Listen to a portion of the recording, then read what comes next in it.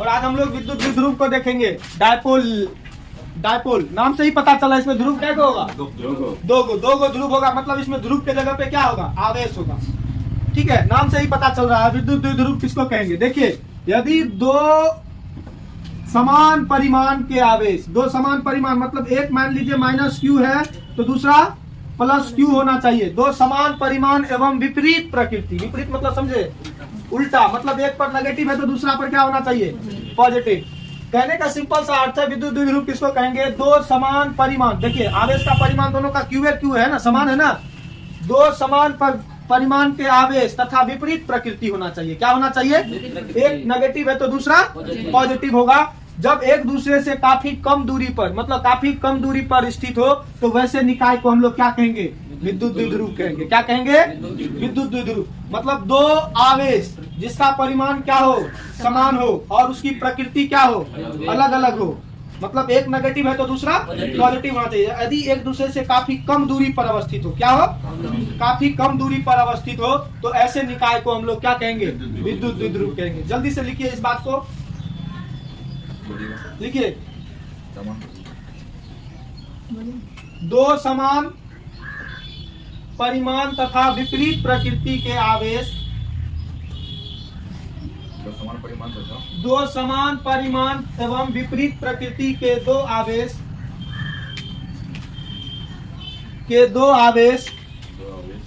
एक दूसरे से,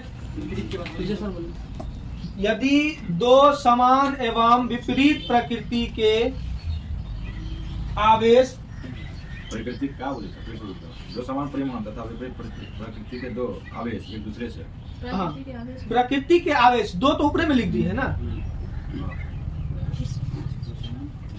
क्या लिखे, दो समान परिमाण एवं विपरीत प्रकृति के आवेश, विपरीत प्रकृति के आवेश एक दूसरे से काफी नजदीक हो,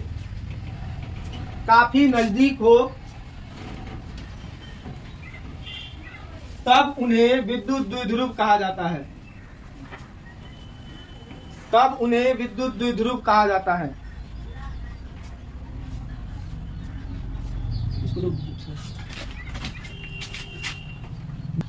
देखिए, विद्युत द्विध्रुव लंबाई किसको कहेंगे। अब देखिए, क्या होता था, काफी नजदीक पर अवस्थित होता था। दो समान परिमाण एवं विपरीत प्रकृति के आवेश क्या होते थे, काफी नजदीक अवस्थित होते थे।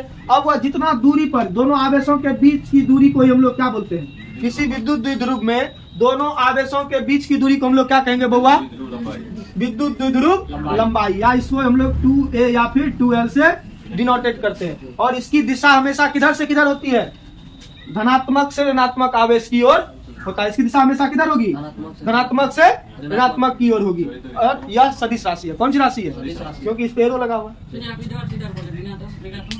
ऋणात्मक से धनात्मक की ओर जाएगी। इसकी दिशा किधर से होगी, नेगेटिव से पॉजिटिव की ओर। किधर होगी, नेगेटिव से पॉजिटिव की ओर। लिखिए, विद्युत द्विध्रुव लंबाई किसको कहते हैं, इसका फिगर लिख लेना है। लिखिए, किसी विद्युत द्विध्रुव के, ये मत दीजिए, किसी विद्युत द्विध्रुव में, अच्छा लगेगा सेंटेंस, किसी विद्युत द्विध्रुव में दोनों आवेशों के बीच की दूरी को, दोनों आवेशों के बीच की दूरी को, दोनों आवेशों के बीच की दूरी को विद्युत द्विध्रुव लंबाई कहते हैं। दोनों आवेशों के बीच की दूरी को विद्युत द्विध्रुव लंबाई कहते हैं। पैराग्राफ चेंज करके लिखिए, पैराग्राफ चेंज कर दिए, उसमें लिखिए, यह एक सदिश राशि है, यह एक सदिश राशि है, यह एक सदिश राशि है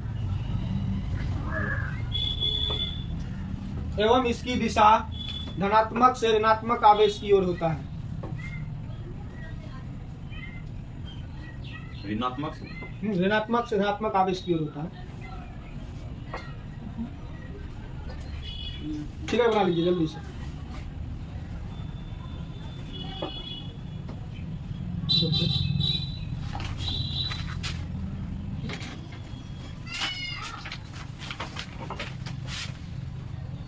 देखिए विद्युत द्विध्रुव आघूर्ण क्या होता है। इसमें देखिए किसी एक विद्युत द्विध्रुव है, मेरे पास अगर कोई एक विद्युत द्विध्रुव होगा, विद्युत द्विध्रुव जैसे आया नाम इलेक्ट्रिक डायपोल, तो आपके माइंड में क्या होना चाहिए, एक नेगेटिव चार्ज होगा और एक पॉजिटिव, लेकिन दोनों का आवेश क्या होगा, समान होगा। और दोनों आवेशों के बीच की दूरी को क्या कहेंगे, डायपोल लेंथ कहेंगे या फिर विद्युत द्विध्रुव लंबाई कहेंगे। और इसको मेजर किसमें करते हैं, 2L या फिर 2A से। अब देखिए इलेक्ट्रिक डायपोल मोमेंट किसको कहेंगे, और इसकी दिशा हमेशा किधर से किधर होती है, नेगेटिव से पॉजिटिव की ओर, किसकी, इलेक्ट्रिक डायपोल मोमेंट की भी। और यहाँ देखिए इसको हम इलेक्ट्रिक डायपोल मोमेंट किसको कहेंगे, इलेक्ट्रिक डायपोल मोमेंट जो होता है दोनों मतलब किसी विद्युत द्विध्रुव में किसी एक आवेश का परिमाण, दोनों में से किसी एक का आवेश का परिमाण, क्योंकि समान है दोनों का, तो किसी एक का परिमाण और द्विध्रुव लंबाई जो है, इसके गुणनफल को हम लोग क्या कहेंगे, विद्युत द्विध्रुव आघूर्ण कहेंगे। किसका किसका गुणनफल होगा, दोनों में से किसी एक आवेश का परिमाण तथा द्विध्रुव लंबाई के गुणनफल को हम लोग क्या कहेंगे, विद्युत द्विध्रुव आघूर्ण कहेंगे। बात समझ में आया। किसी विद्युत, सिंपल सा इसका डेफिनेशन होगा, किसी विद्युत द्विध्रुव में किसी एक आवेश का परिमाण तथा द्विध्रुव लंबाई के गुणनफल को हम लोग क्या कहेंगे, विद्युत द्विध्रुव आघूर्ण कहेंगे। बात समझ में आया। किसी एक आवेश का परिमाण तथा द्विध्रुव लंबाई के गुणनफल को ही हम लोग क्या कहेंगे, विद्युत द्विध्रुव आघूर्ण कहेंगे। लिखिए इस बात को जल्दी से, तब इसका इक्वेशन देखेंगे छोटा सा। लिखिए किसी विद्युत द्विध्रुव में किसी विद्युत द्विध्रुव एक आवेश के परिमाण, किसी एक आवेश के परिमाण तथा द्विध्रुव लंबाई के गुणनफल को, यही ना द्विध्रुव लंबाई रे, द्विध्रुव लंबाई के गुणनफल को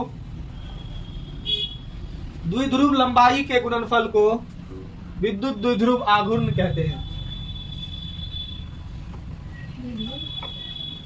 लंबाई के गुणनफल को, द्विध्रुव लंबाई के गुणनफल को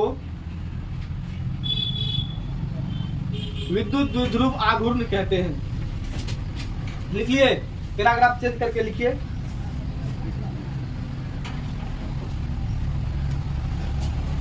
पैराग्राफ चेंज करके लिखिए, यह एक सदिश राशि है, यह एक सदिश राशि है और इसकी दिशा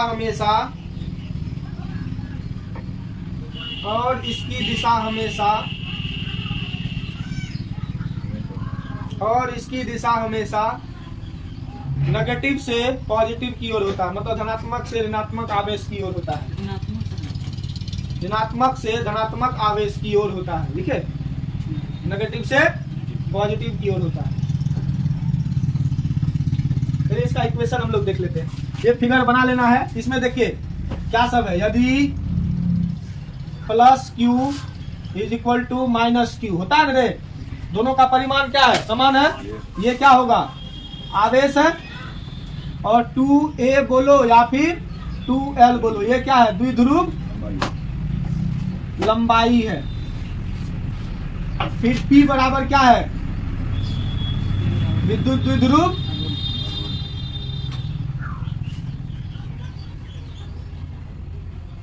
आघूर्ण है।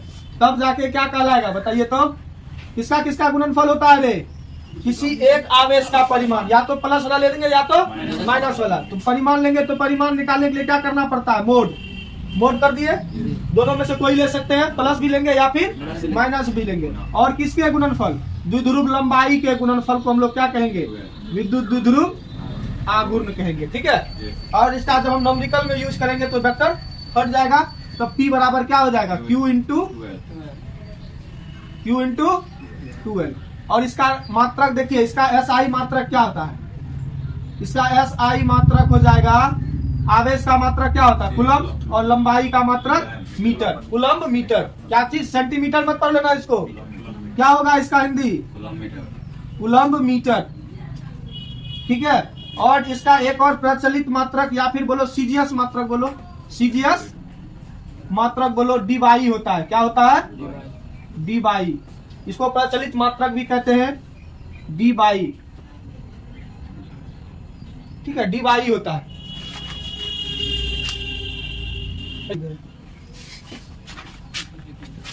डायमेंशन लिख लो, M0 L1 T1 और A1।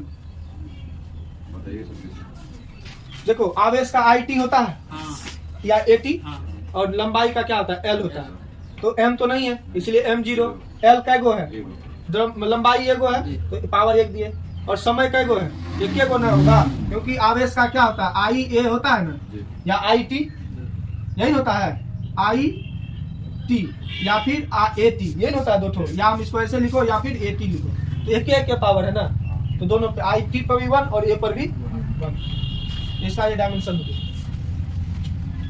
किसी विद्युत द्विध्रुव का कितना स्टैंडर्ड पोजीशन होता है, 2 गो, एक एक्सियल पोजीशन और एक इक्वेटोरियल पोजीशन। एक्सियल पोजीशन को हिंदी में कहते हैं अक्षीय स्थिति, और इक्वेटोरियल पोजीशन को निरक्षीय स्थिति। तो सबसे पहले इस बात को लिखिए कॉपी में, किसी विद्युत द्विध्रुव में 2 मानक स्थिति होता है। किसी विद्युत द्विध्रुव में 2 मानक स्थिति होता है। किसी विद्युत द्विध्रुव में 2 मानक स्थिति होता है, standard, 2 standard position in an electric dipole. पहला 1 नंबर में लिखिए, पहला कौन होगा, एक्सियल पोजीशन, जिसको हिंदी में क्या बोलते हैं, अक्षीय स्थिति। इसको हिंदी में बोलेंगे अक्षीय स्थिति, ठीक है। देखिए अक्षीय स्थिति क्या होता है, किसी विद्युत द्विध्रुव में, मान लीजिए, नहीं पहले समझ लीजिए, किसी विद्युत द्विध्रुव में, यह विद्युत द्विध्रुव है, किसी विद्युत द्विध्रुव में दोनों आवेशों को मिलाने वाली रेखा जो होती है, उसी को अगर यदि हम हल्का आगे बढ़ा दें, क्या बढ़ा दें, आगे बढ़ा दें। इधर भी बढ़ा दें या इधर भी बढ़ा दें, तो ये x और ये फिर x डैश। किसी विद्युत द्विध्रुव में दोनों आवेशों को मिलाने वाली रेखा ही क्या कहलाती है, एक्सियल लाइन कहलाती है। इसको क्या कहेंगे, एक्सियल लाइन। हिंदी में क्या बोलेंगे, अक्षीय रेखा। क्या कहेंगे, अक्षीय रेखा कहेंगे। और इस लाइन पर किसी भी बिंदु को हम ले ले, यहाँ ले ले, यहाँ ले ले, यहाँ ले ले, या फिर यहाँ ले ले, जहां आपको लेना है उसकी स्थिति, उस बिंदु की स्थिति को कौन सी स्थिति कहेंगे हम लोग, अक्षीय स्थिति कहेंगे। क्या कहेंगे, इसको हम लोग कौन सा पोजीशन, मान लीजिए यहाँ पॉइंट लिए P, इसको क्या बोलेंगे, एक्सियल पोजीशन। क्या कहेंगे, एक्सियल पोजीशन, या हिंदी में क्या बोलेंगे, अक्षीय स्थिति। क्या कहेंगे, अक्षीय स्थिति। मतलब कहने का अर्थ है, दोनों, किसी विद्युत द्विध्रुव में दोनों आवेशों को मिलाने वाली रेखा ही क्या कहलाती है, अक्षीय रेखा कहलाती है। और इस रेखा पर कहीं भी हम बिंदु लेंगे तो वो कौन सी स्थिति को इंडिकेट करेगा, अक्षीय स्थिति को व्यक्त करेगा। ठीक है, लिखिए, पहले लिखिए इस बात को, इस बार फिर बना लीजिएगा जल्दी से। लिखिए, किसी विद्युत द्विध्रुव में, किसी विद्युत द्विध्रुव में दोनों आवेशों को मिलाने वाली रेखा, किसी विद्युत द्विध्रुव में दोनों आवेशों को मिलाने वाली रेखा, दोनों आवेशों को मिलाने वाली रेखा अक्षीय रेखा कहलाती है, अक्षीय रेखा कहलाती है। ठीक है, इस अक्षीय रेखा पर, इस अक्षीय रेखा पर किसी भी बिंदु की स्थिति को, इस अक्षीय रेखा पर किसी भी बिंदु की स्थिति को, किसी भी बिंदु की स्थिति को अक्षीय स्थिति कहते हैं। अब फिगर बना लीजिए, जल्दी से फिगर बना लीजिए। यह एक विद्युत द्विध्रुव है, इस पर कौन सा चार्ज होगा, -q, और इस पर +q। किसी विद्युत द्विध्रुव में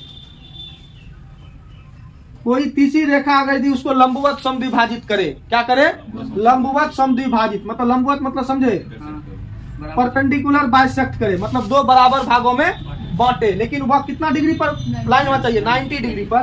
तो अब उस लाइन को हम लोग क्या कहेंगे, इक्वेटोरियल लाइन कहेंगे। इस लाइन को क्या कहेंगे, इक्वेटोरियल लाइन। इसको हिंदी में क्या कहेंगे, निरक्षीय रेखा। और इस लाइन पर किसी भी पोजीशन को, किसी भी बिंदु की स्थिति को क्या कहेंगे, निरक्षीय स्थिति कहेंगे। क्या कहेंगे, इसको बोलेंगे इक्यू पोजीशन, और हिंदी में क्या बोलेंगे, निरक्षीय स्थिति। समझे बात को, क्या समझे कि किसी विद्युत द्विध्रुव में परपेंडिकुलर बाइसेक्ट मतलब लंबवत समद्विभाजित करने वाली रेखा क्या कहलाती है, निरक्षीय रेखा कहलाती है। और इस पर किसी भी बिंदु की स्थिति को हम लोग क्या बोलेंगे, निरक्षीय स्थिति। किसी भी बिंदु की स्थिति को निरक्षीय स्थिति कहेंगे। लिखिए इसी बात को जल्दी से, देखिए किसी विद्युत द्विध्रुव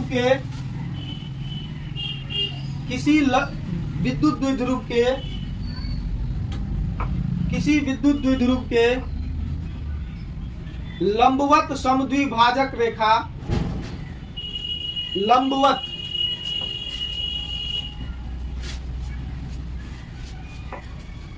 लंबवत समद्विभाजक रेखा को निरक्षीय रेखा कहते हैं।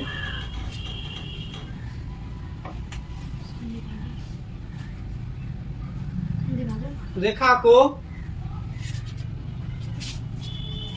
निरक्षीय रेखा कहते हैं, निरक्षीय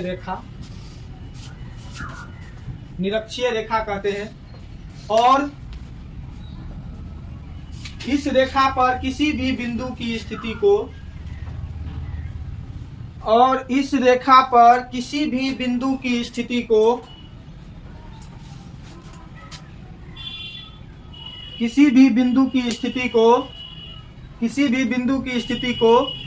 निरक्षीय स्थिति कहते हैं। किसी भी बिंदु की स्थिति को निरक्षीय स्थिति कहते हैं।